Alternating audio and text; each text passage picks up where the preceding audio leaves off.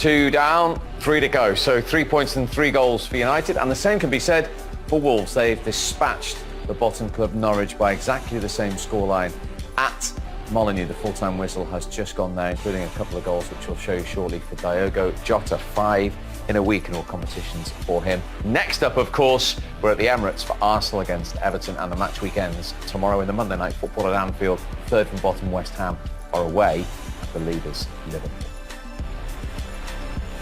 Significant moves in the table then. Manchester United up to 5th, a point ahead of Spurs, and Sheffield United 5th as it stands, remember, would mean Champions League football, and just 3 behind Chelsea, who of course they beat on Monday.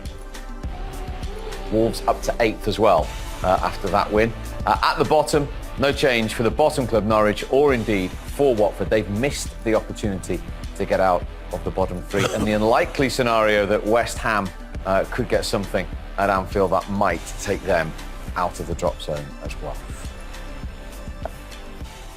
So on a weekend where there's been plenty of talking points, Watford thought they'd equalised first at 1-1, but the correct decision was made? Yeah, correct decision, yeah. It hits Craig Dawson on the arm, and he even throws his body round to accentuate it even more. And you can't really see it from that angle in real time, but as they slow it down, right decision's been made. You see hits his arm here, and then he throws his shoulder there. So yeah, once you see it in slow motion like that, you knew it was going to get disallowed, and it was rightly disallowed. But even from Man United's point of view there, the communication, and this is where you could see there were chinks in Man United's armour today, that if Watford could have taken advantage of them, the pressure may have told. No communication even on that corner, but yeah, right decision. We talked at length about Anthony Martial prior to kick-off. With the finish, did you see again what's in his locker, and perhaps the frustrating side of we don't see enough of it? Well, what we saw was somebody that, like I said, if he's going to get the service, he will get himself in those areas. What you want to see from him more is that kind of run for the near post and far post and things like that. You know, from here, he's in a brilliant position, and that run there is fantastic. He's now got somebody like Bruno Fernandes who will look for that pass, but, you know, again, this is, you know, he's done well here, his awareness, and he's just chipped it in. It's a great goal, but like Stevie pointed out, you have to look at, I think it's Cathcart, you know, he's onside, and then you just look at Bruno Fernandes' time and space on the ball. Like we said before the game, he's got the ability to put this ball in there. Martial's made a good run, and then this is it here, Stevie, what you pointed out. You can't. Yeah, I can't believe this, because this is Cathcart there. The danger is the goal. You have to stop the ball from going in the goal, and for some inexplicable reason, he runs away from the goal. If he stands there, he just clears that. There's enough yellow shirts to do the defending. Yeah. But you defend where the danger is. You don't just watch the ball or go and follow men around. You just watch the goal. Yeah. And you see Ben Foster's reaction. He cannot believe that there's nobody behind him. Yeah. Yeah. And I thought the 3 goals today that Watford conceded, I don't want to take anything away from Manchester United, because it was a really nice, solid performance after a good Chelsea victory. But the goals that Watford conceded today were awful defensively, were awful. And there was one Watford player in particular that was frustrating you. Well, yeah, of course it was. It was just the lack of urgency by Deulofeu, how sloppy he was with the ball. And this wasn't in the 2 instances of the goals. This was the 3rd goal. You see Deulofeu here. Again, he's with Greenwood. He just gives in. Look, he's not interested at all. Greenwood gets it back again, opens his body up and finishes.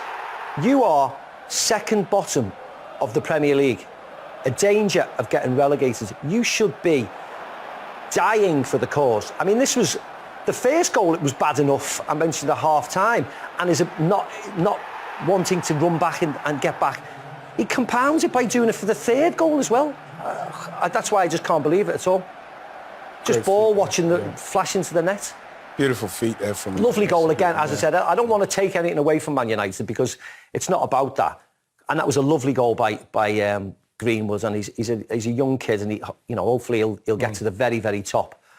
But wow, I thought Watford were really, really insipid, and that's something I thought I'd never ever say about a Nigel Pearson's team. I agree with Stevie with a Watford side that, you know, I see Nigel Pearson going onto the pitch shaking hands and that, but I wouldn't be happy with that because as much as you're looking at a Man United side that have got a lot of quality players, you want to see your side so as you could take something out of this game if you do lose it because it was a free hit.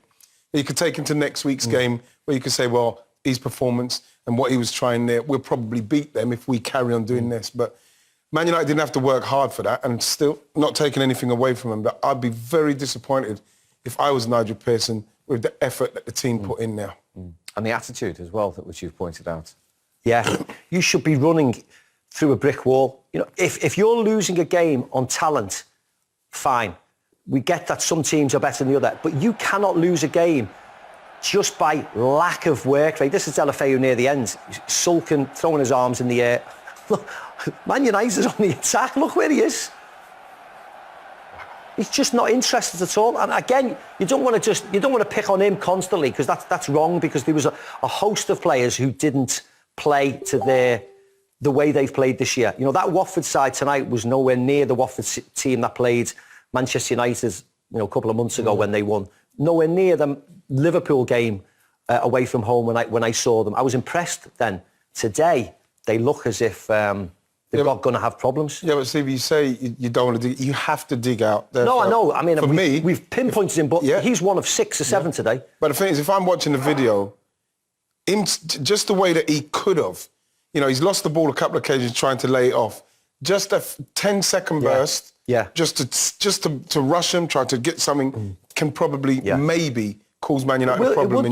That's all you want. Just busts a gut to get there, then he can relax, get the other side of the ball, make United go back, and then you get your breath. But he lost the ball and he's just gone. And two goals have come from it. Yeah. Bad day for Watford then. A memorable one for Manchester United's new boy with his first goal for the club. Here are the thoughts of Bruno Fernandes. Bruno, congratulations. Your first win here at Old Trafford for Manchester United. The fans singing your name as you came off the pitch. The first goal as well. You must be delighted.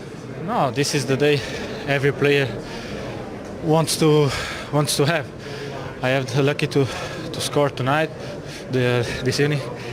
I have the lucky to win the game. We all give our best. We do an excellent game, and final my first winning at home. You were involved in all the goals for Manchester United. What have you tried to bring to this team? No, I just need to help the team. This is what I want to do, and what I need to do. And I hope Anthony scores more goals when I pass the ball to him, and not he miss the goal and take the ball again. Because if he scores his 2 assists, last week he says he never scored on my assist, but I think it's not my fault tonight.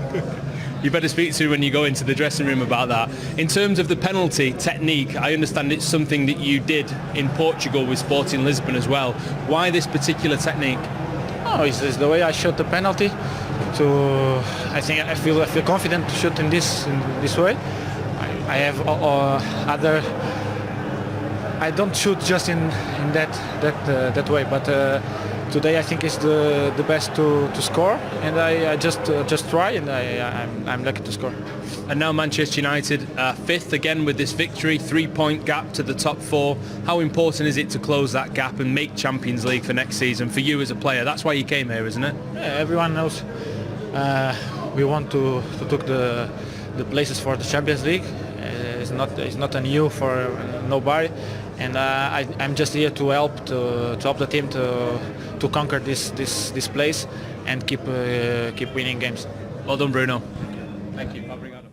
Well, he says he's got a couple of penalty techniques. It was ice cool, that one today, wasn't it? Yeah, it was, yeah. And to get your first goal, you know, at home, you know, it's one that, like I say, as if you wouldn't want to miss it, but you know, that's his 13th on the spin he's scored. In the top flight, yeah. Yeah, so he's obviously very confident with it. It's, like you say, it's a good ball, it's a good pass from Daniel James, and, you know, it's good to see him again. He's not just somebody who can stay behind the play in that number 10 and link the play and pass balls through to people. He can get forward as well and get himself in a position where he might be able to score. But then you look at it, thought it was going to be a bit straight to run up, but then that's quality. You know, that's confidence and quality there. And that's why they've brought him to the club. Bruno Fernandes, he is off and running in a Manchester United shirt. So 3 goals and 3 points for Manchester United. The ball in the end. And they are up to 8. So 2 3-0 victories for Wolves and Manchester United. Next, we head to the Emirates, where Mikel